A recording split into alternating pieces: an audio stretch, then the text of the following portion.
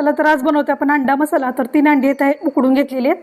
इथे एक कांदा आहे तो बारीक चिरून घेतलेला आहे, एक टोमॅटो आहे तो बारीक चिरून घेतलेला आहे, आले लसणाची पेस्ट आणि कोथिंबीर, तमालपत्र थोडंसं घेतले। पावडर मसाल्यामध्ये आपल्याला धना जिरा पावडर, लाल तिखट, चिकन मसाला थोडासा घ्यायचा आहे, हळद घ्यायची थोडीशी, तर चमचाभर तेल घातले पॅनमध्ये, थोडीशी हळद तिखट आणि मीठ घालून ही अंडी आहेत ती चांगली आपण परतून घ्यायची आहेत। त्याच्या आधी अंड्याला चांगला चिरा पाडून घ्यायचे आहेत आपल्याला चाकूने किंवा काट्याने।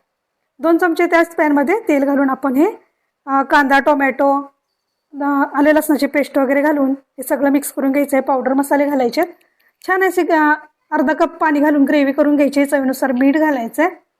अंडी होती ती मधोमध चिरून अशी ग्रेव्हीमध्ये आपण सोडायचे आणि 2 मिनिटं शिजू द्यायचे। झालेला आहे आपला अंडा मसाला तयार।